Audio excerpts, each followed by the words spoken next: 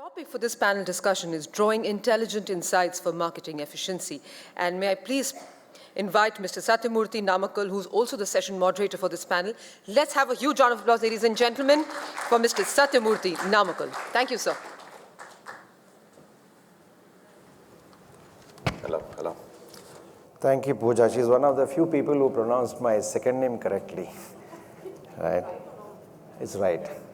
I was told by Atit that, when somebody comes late for a meeting at his organization, Baiju, if you're a very senior guy, you pay 5,000 rupees penalty. If you're a mid-level guy, you pay 1,000 rupees. So I just calculated quickly. We have to charge about 1,80,000 penalty to AdTech. Right? Okay, as an old man, I need a lot of cheer. Right? I interacted with some of you yesterday. All of you look very serious to me. Can I see some cheer? Can I see some cheer?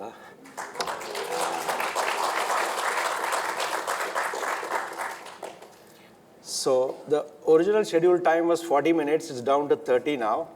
But as an agency guy, I will never stick to my timing, I guarantee you. We have some esteemed panelists, so they should take their time.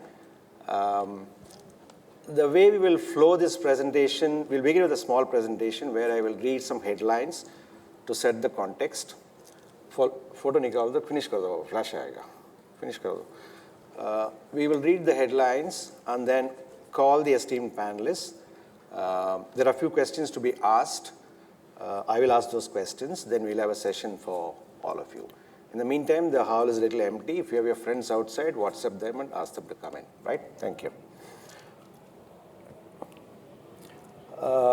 This gentleman said half of the advertising budget is wasted.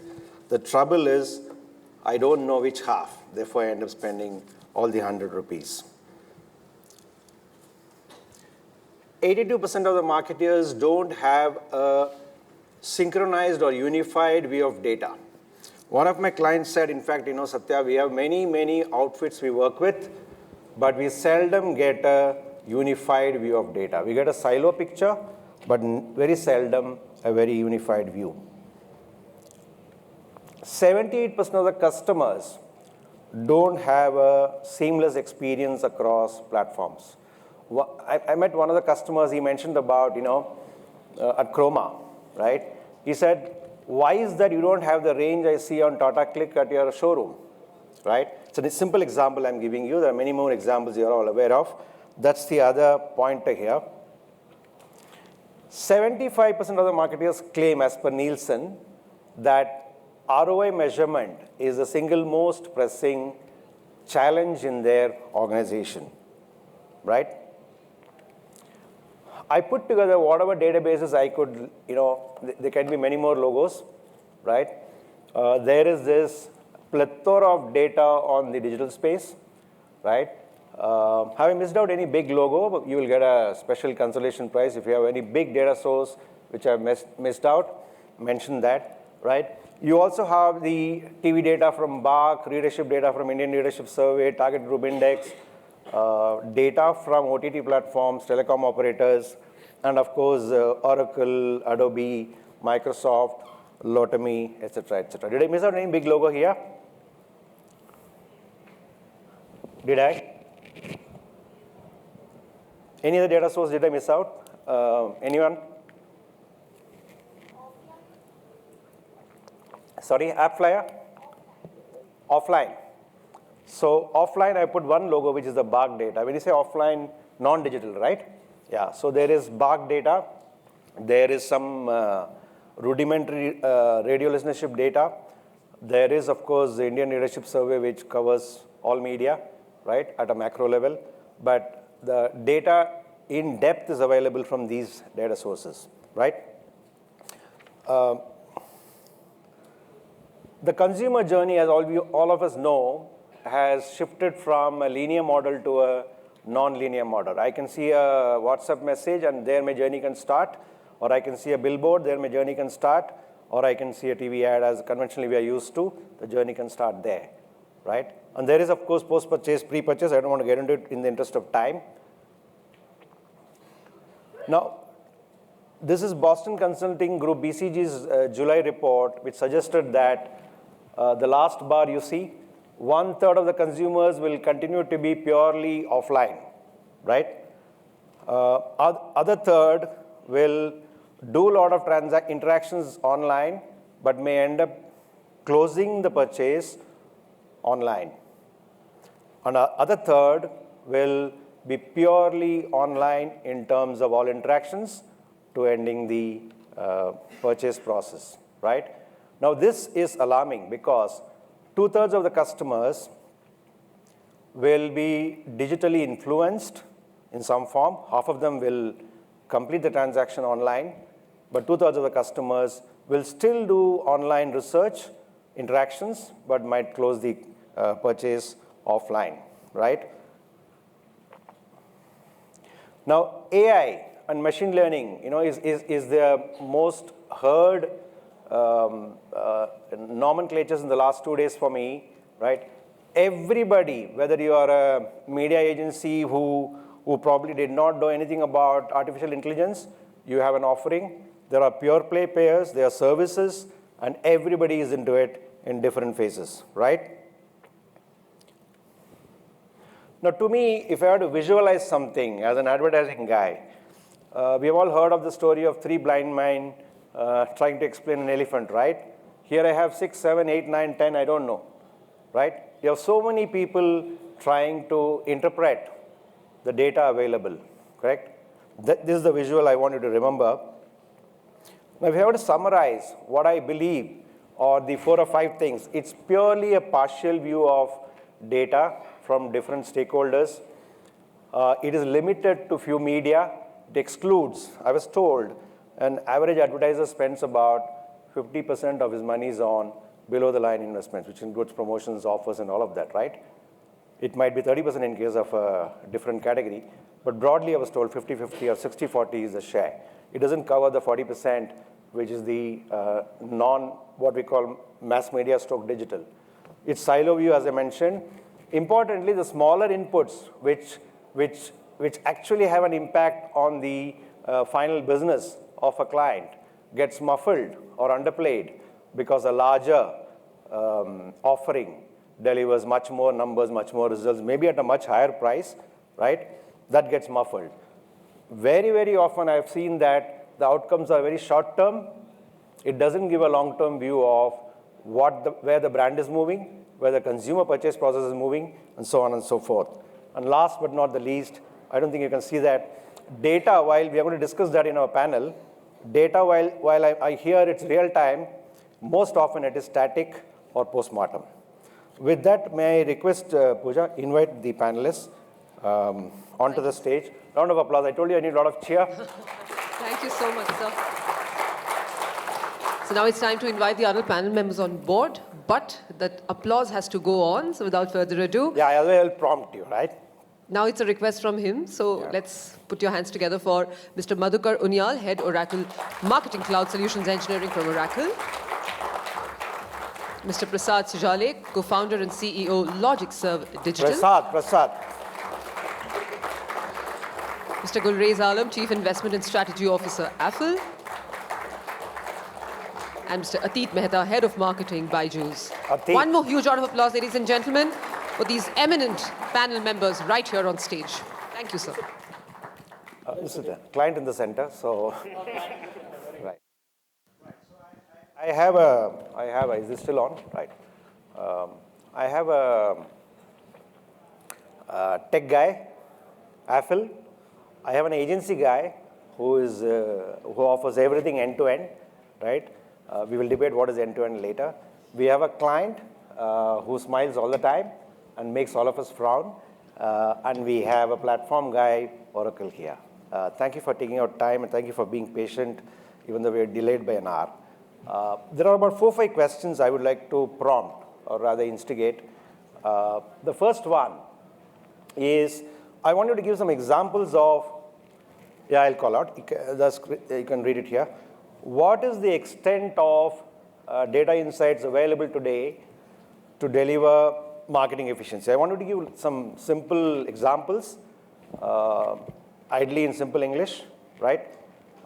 Give examples so that audience can relate to what are the kind of data analytics we use to deliver marketing efficiencies. We can begin with any which way. Atit, you want to go first?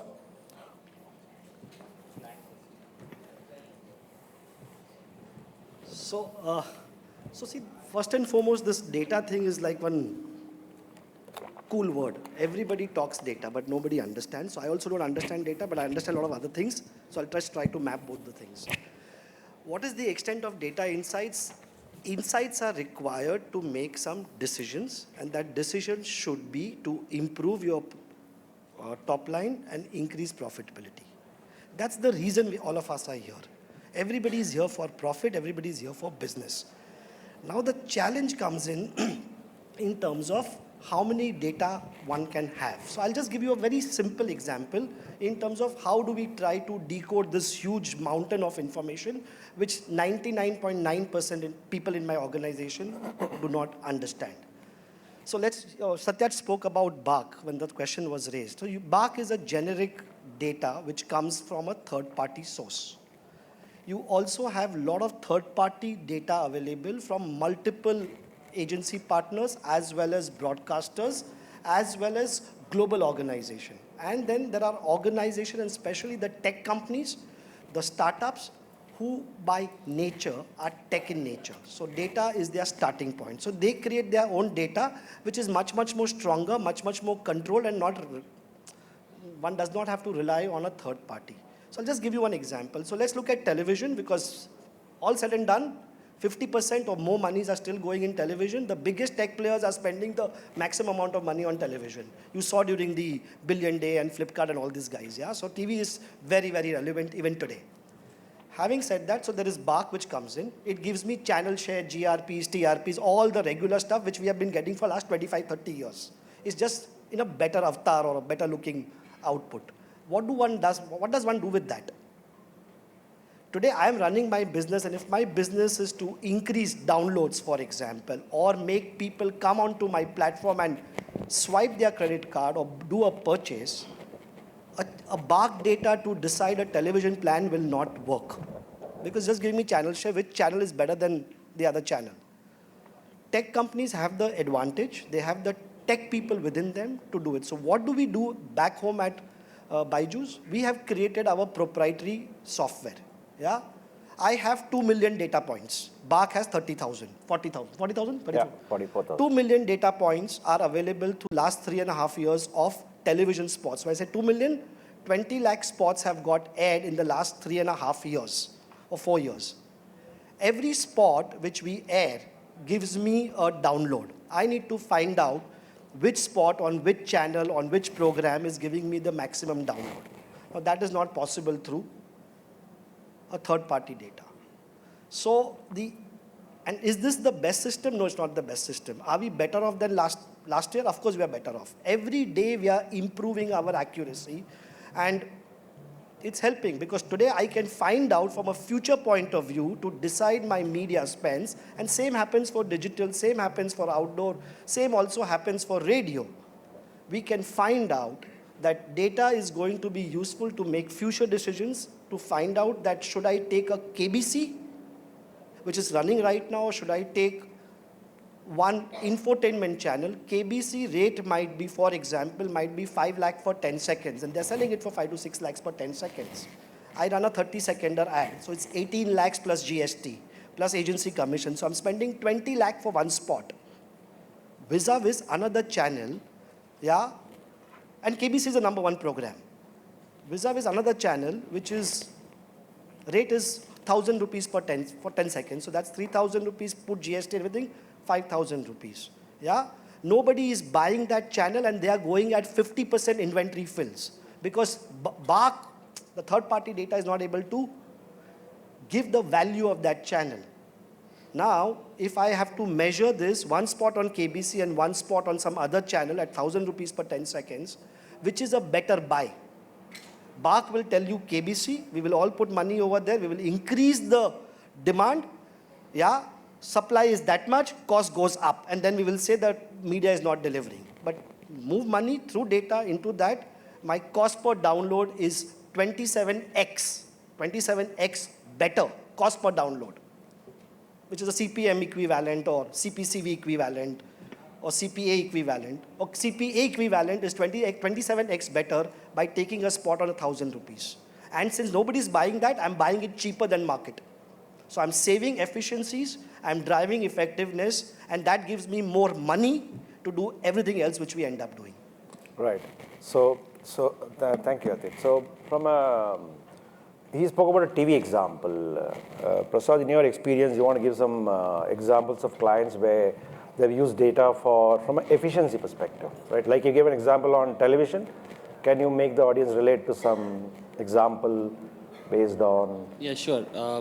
So I think when I say efficiency, what I'm trying to say is that doing things right, okay, right way, okay, that is what it is. The measure has to be that.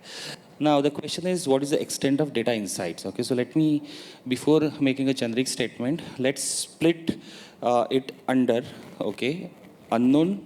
When the consumer is there, he's unknown. I don't know who he is, and once he comes to the platform, he leaves behind a lot of information, which probably you can use it for multiple ways of personalization. So let's split it, unknown, and at one point it becomes known. Keep it aside, okay? Right. Now, second one is that there are a lot of platforms. I'm just trying to split the whole where all data is and how it can be tied up. Right.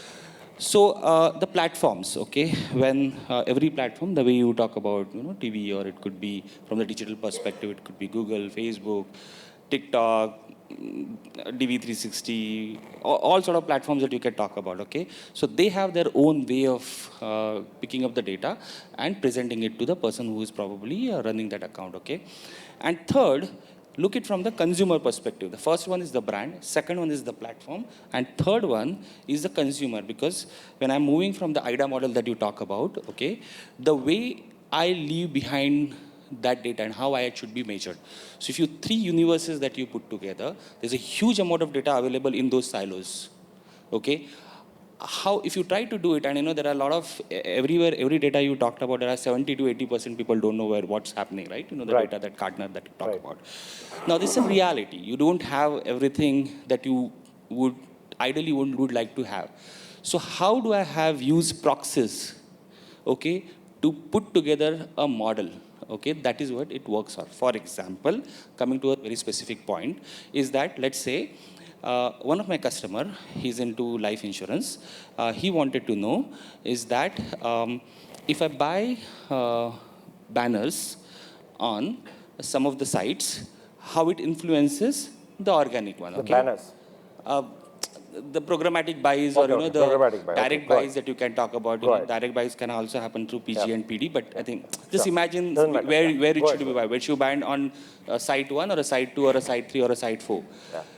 That is where, if you start using, and it's a very awareness one, if you start using cost per download or a cost per lead, it wouldn't work. So it's a very beautiful way. The discussion happened is way back, around 2 years back. We built something like cost per influence, and then put all those sites into that bucket and say where the cost per influence is lesser for the branding purposes. So where I was coming from is that, from the question perspective, is that you have these three universes, okay, and not all the universes are connected. Then how can you use proxies? Proxies, I think I see many of the customers are started using it for sure, but dil mange more for sure. So explain a little bit of this. I didn't get this influence bit. How do you measure a See, customer is being you influenced? you had that slide there wherein there are multiple touch points happening, Correct. right? And those could be offline and Correct. digital touch points also. Right. So there are technologies available by which you can actually put some sort of a pixels there, and to explain in a simple way. Yeah, I understand. Okay, and to understand whether this person who has actually filled up the lead, whether he interacted with any one of your digital platforms earlier. And trust me, there are more than 4 to 5 different interactions which happen, or touch points which happen before a person actually jumps into and try to become a customer of yours. Right. Once he puts up his name, number, and everything, then he becomes the known one. Then it falls into the purview of CRM and what sort of software that you can use. So basically, if I got it right, I'm a little slow in uptake. If I got it right, if there are multiple digital interventions, say an email or a video ad or something else, your technology or your algorithm allows you to measure what is the weight of the influence for each of those sub-interventions. Sir, again, proxies, okay? So, Proxies. Understood. because, Got it. you do not have 100% one, but, Right. law of statistics will always work there, You Right. can, even if you say something probabilistically and know which way you are going through, it's enough. So broadly, you are able to conjecture as to which ones are influencing the final decision or the action required. Got it. So Madhukar, now you guys have a platform which is good, expensive though I know, but tell us about how does your platform help marketeers. Give us an example without naming the client. You can just mention the category like you did. Give us an example.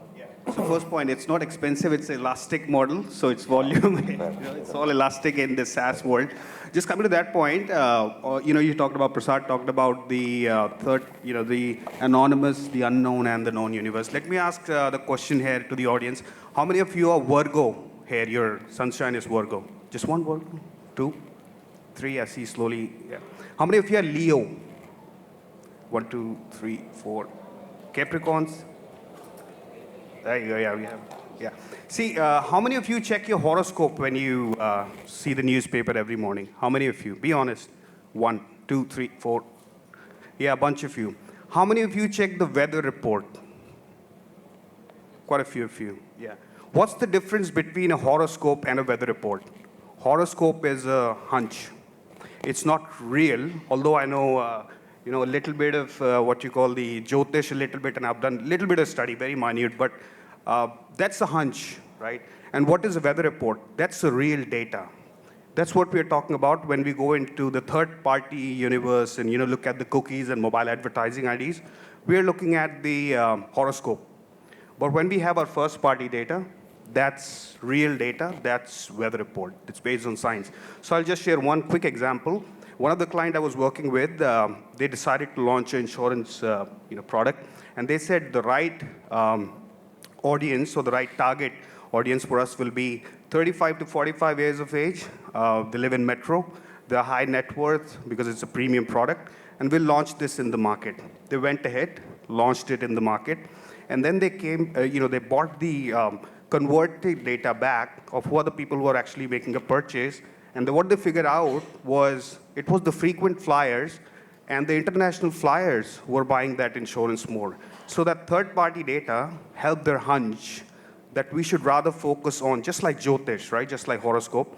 It gave them a direction like what horoscope and Jyotish does. It gave them a direction that look at the frequent flyers and look at the international flyers. Whereas when we have our first-party data, we really know what is the average order value, how many times somebody comes to the site, what kind of product they purchase, so on and so forth. So it's no more a hunch, it's a science. So if you ask me what extent data insight is used to deliver marketing efficiency, both in the horoscope and in the real weather report universe, it helps us a lot. I would go to the extent, being Oracle and being a database company, I would rather go to the extent saying pretty much 100%. Very good. So thank you. Gulrez, now you want to give your perspective, any example will be useful? Sure. Atit being a client, he obviously mentioned the word ROI, but if you talk about marketing efficiency, I think all of us agree that marketing efficiency is your propensity to convince a buyer in your favor. If I take that definition, I'm going to give an example of a company. How many of you have heard a little controversial company called Cambridge Analytica? I mean, that's a company which has influenced the US population, man. I mean, there can't be any big example of, data insights influencing a decision, right? I also want to set one parameter, right? And we all talked about data from different sources, and how do we get the unified view of the data? What is data? Data is information about your target audience, which means you need a unique identifier for your TG. Right? Today, how do I get identified in the digital world is with a simple thing called device ID. All of us uses a mobile phone. Each one of us has a single device ID. the thing that he spoke about, known versus unknown, if I know the device ID and the behavior of that device ID, do I really care about what is the personal identifiable information? No. I know the user behavior. That's all I need. I'm going to give one more example, which is very close to all of her. And I'm sure all of you have heard that name of the company. It's Google. What are they doing? Whether it's the device ID or either it's your Gmail ID, they have the maximum information about each data, each device ID or each individual, right? It's, I think, yesterday's news that Google bought a company called Fitbit. I'm actually a Fitbit customer. Why would they buy Fitbit, man? Alphabet, which is the parent company of Google, might be an information to all of you. They have invested in actually a company called 23andMe, which helps you analyzes the DNA. So Google is not staying at, or is not stopping at your information. They want to know what is it that you've done in past generations. Man, some amazing amount of work. Company, as I said, Google, they're trying to unify the information about a single user. Another one example which I read yesterday, 3 companies put together, which is Expedia, Travelocity's parent company, and TripAdvisor. All 3 of them put together yesterday lost about $13 billion in the market capitalization. Worst ever fall. Why? Because Google used that data or that information that people is searching from one destination to the other, launched their own product, tried to capitalize in Google terminology what they call revenue per data point or revenue per user. And look at the effect they created for the travel industry. Right. So we'll debate more on this. So the summary I got from the gentleman here is, while all of us have a lot of products to offer, client is doing his own thing, right? When it comes to non-digital, I hear a lot of conversation on digital. We'll park it there. We'll move to the next question. At the end of this session, I will ask you a little more questions. The second one I have is, it's an open debate, right? I believe unless the data is holistic, the question is what will trigger a seamless integration of cross-media, cross-platform, right? For the digital specialists here, level of holistic view of data or a unified view of data, correct? What are the changes delta required in the ecosystem, right? Each one is selling their own bit, what they are good at. What will change or trigger for the marketers to finally get a unified view of data is my question. Anybody can take this question first. Prasad, you look interested. Come on, go for it. I think from a all intervention perspective, don't restrict it to digital, just open up a bit, talk about, if I'm a client, I spend 100 rupees, my pie chart looks like, 50% goes on TV, 30% on other mass media, and probably 20% on digital. That's the complexion. That's only 50. The other 50 for many clients goes into below the line. Forget about the below the line. Restricted to the measurable 50. That's the perspective you should give us. I think difficult question because this is what all of us are trying to solve for sure. Okay, so I don't have an answer to it, but there are multiple facets to it. Okay, I think what will trigger? Yeah, exactly.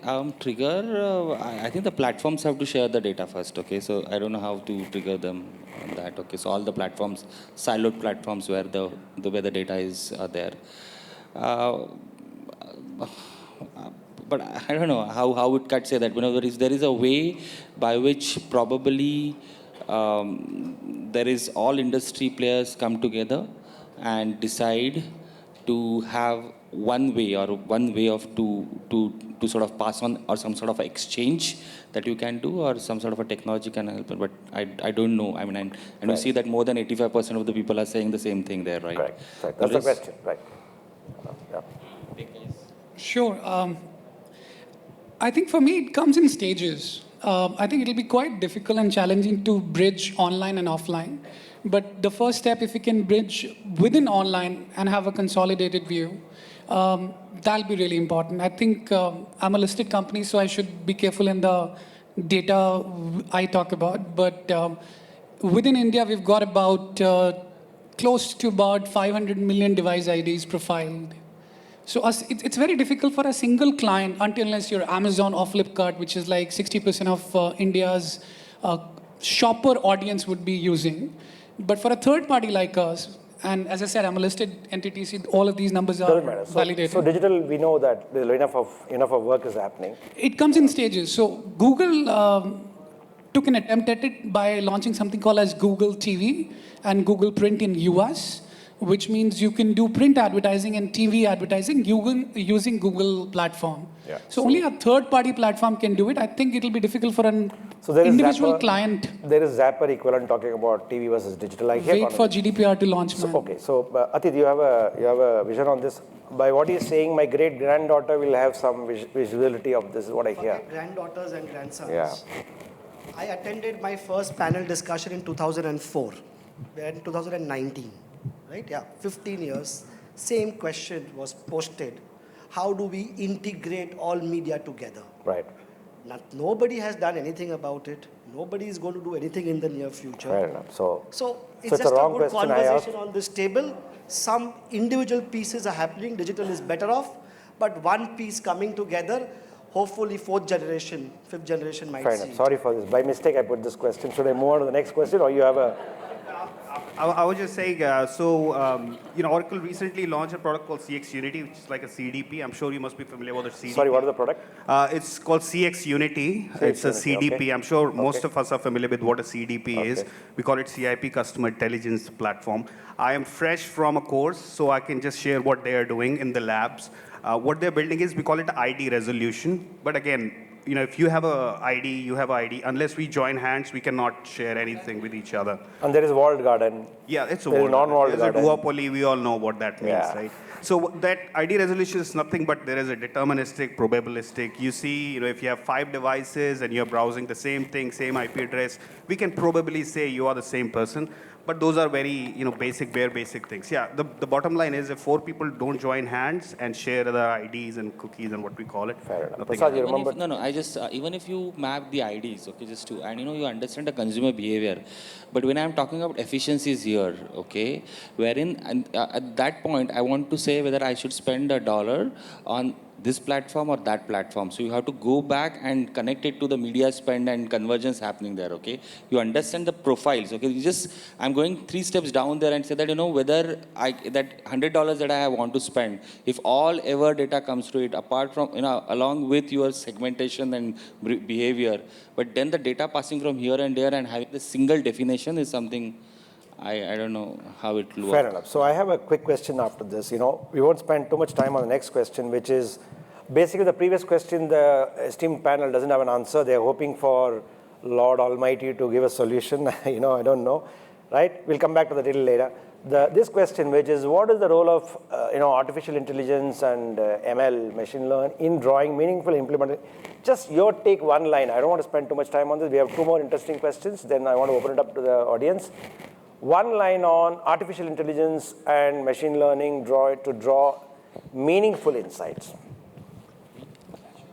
I think it's that word is very much abused, but it's just the baby step. People are experimenting with it. There are a lot of models which are getting built, but of course, it's the future. And first and foremost, the data has to be in properly. Right. That's something which is required. That's First right. is the data. Data then- has to be structured at the client side. What about you? Any take on this, Atit, Madhukar? Without sounding too technical, I would say within India, you would get roughly about 1 billion ad impression requests per day. 1 billion plus. And you, as an advertiser, have to decide which ad impression you're buying or you're bidding for. I don't think without AI and ML, this is humanly possible. So you're saying it's not possible humanly. Not possible. No matter how big an expert you are in Excel or any other programming language. What about you? Thank you. I'll just make one comment. We take some beautiful things in life for granted, like just go to the good old Excel sheet. Not good old, it's always young. Just look at the Excel sheet. You have plethora of data. You run one pivot and it's boom. Amazing, right? You cannot read rows and rows and columns, but a pivot gives you amazing visuals in just one click. That's what ML and AI are going to do, because we have velocity, veracity, and volume of data, which humanly are impossible. So you need AI and ML strategy, which is going to be the future, I believe. It's just that we are all getting exposed to it as I speak. All right. So let me instigate Aditya. Aditya mentioned during the rehearsal conversation that data is only, there's already trouble. We don't have a unified view. Atit came and being a client, he has a right to put a spoke in the conversation. He said, no, Satya, data is only half of it. Half of it is something else. What is that something else? You want to talk about that when we are on machine learning?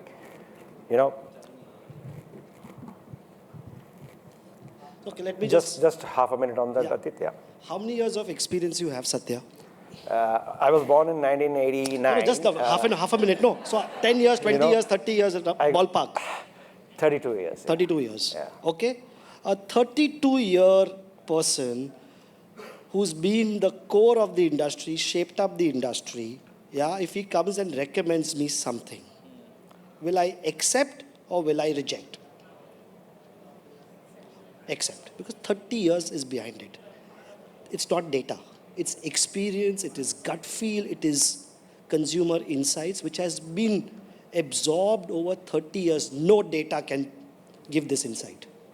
That was the difference. So data is good, but life cannot be dependent on it. There has to be human interaction, mind working, and experience on the table. Combined with data, it's a lethal combination. That's what I was trying to say. That's right. I was wondering which marquee client to pitch for in December. Now I know, right?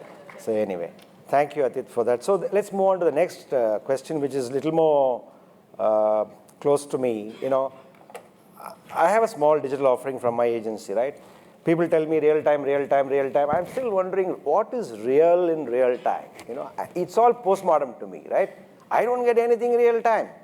They say digital is this. 10 years ago, I was told digital is this. You will know tomorrow what to do, what to change, and what to amend and append. Nothing. I still do postmortem. I get fired by the client again saying, why didn't this happen? I thought digital, I was told, when it is happening, you can change it. So I want to I'm instigating all of you. There is nothing real time in digital. You can educate me on this, and the audience. The man, Madhukar, can go for it first.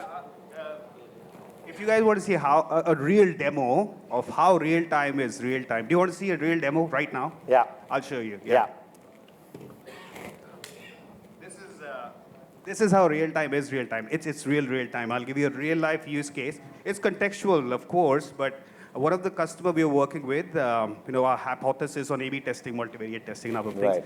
They said when a customer comes and adds something to the cart, if the value is between 5,000, I want to give them 1% discount. If it's 10,000, I want to give them 2% discount, provided they are closing the browser.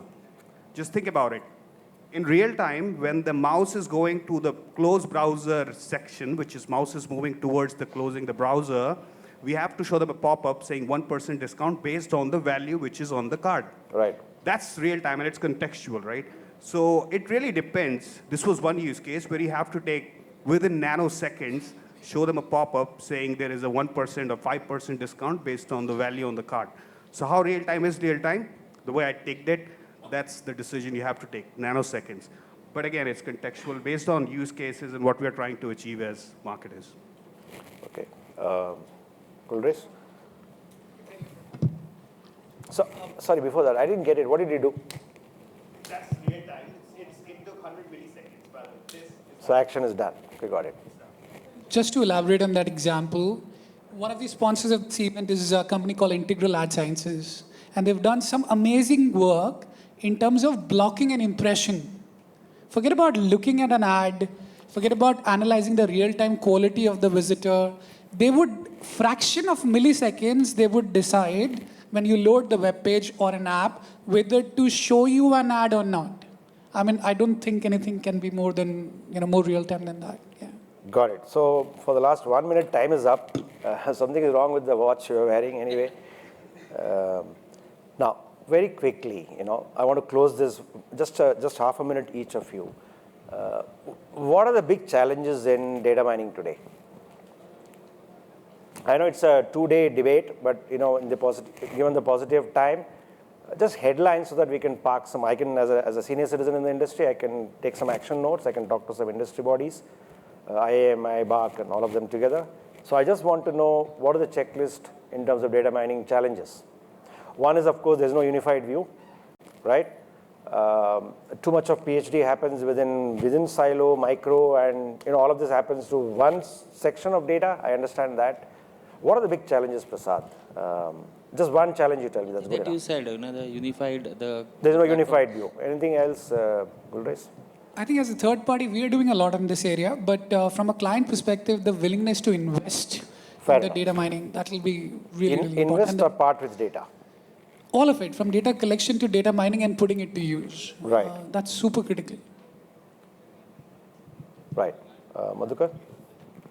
As a vendor, as a technology platform, the challenges that we are solving, and we continue to solve, are three. The velocity, it's real time, the tick at it, right?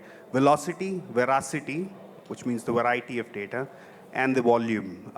So as a technology vendor, we are solving these 3V problem. That's what I would say. These are the challenges, and opportunities also lies within the challenge. Right, good. Thank you. So with that, can I open up for a couple of questions? If you have any questions which has not been asked so far, don't repeat my question. I will slap, right? Yeah, I don't need to know your name. I will meet you after the lunch. You just ask the question. So since questions have been asked, I thought I'll just update you on something that's happening. We have been Just closer. We have been talking about how offline and online data merges, and how walled gardens are, the big enemies. I'm product owner with Target. Target is working with Google and LiveRamp to build a solution where we break the barriers of offline and online, and also get into walled gardens. And since we are also working with the identity partners like LiveRamp, I don't know how the game theory is going to play, but it's possible that we might hit Facebook as well. So it might not take 15 more years, is just what I wanted to say. And unified measurement is probably here. So not a question, it's a sales pitch you made. Very good. Round of applause for him. It's just an update. Not a question. Any questions? Good. I'll meet you during lunch. Oh, okay, just one last question we can take, ma'am. Yeah. No, give them two. One more. He didn't ask a question. He pitched for the product. Yeah. My question is, as a consumer, in the challenges that you see, don't you think privacy is going to be an issue? Understanding data mining is getting more and more deeper. I mean, you're practically following us everywhere. You know what I do, you know what I eat, you know how I sleep, what's my lifestyle.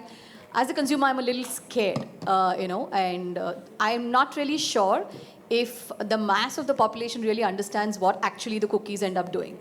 Don't you think at some point in time, the consumer is going to wake up and say, boss, I don't want to be followed anymore? Right. So I'll take an attempt on this. there are norms by Government of India. There is department there handling it. But however, let's get his perspective. Yeah. So in the US, the consumer has more evolved. So there's something called as GDPR, which is getting launched, which is changing the entire paradigm of the ad tech industry, so to say. And I'm sure it'll come in India as well sometime. But again, you have to analyze from a user perspective.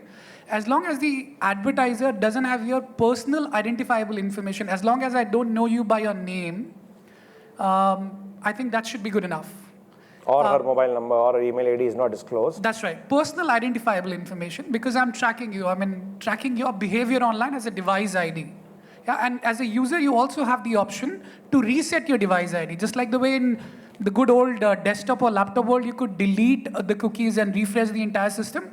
You can do it on daily basis on your own phone. You can reset your device ID, which means the entire history gets wiped off. Right. Yeah, Thank just you. one point there. The Justice Sri Krishna Committee, right, which is perpetually in draft, by the way. Yes. It just says consent is right at the center. How many of us actually go and click the cookie policy?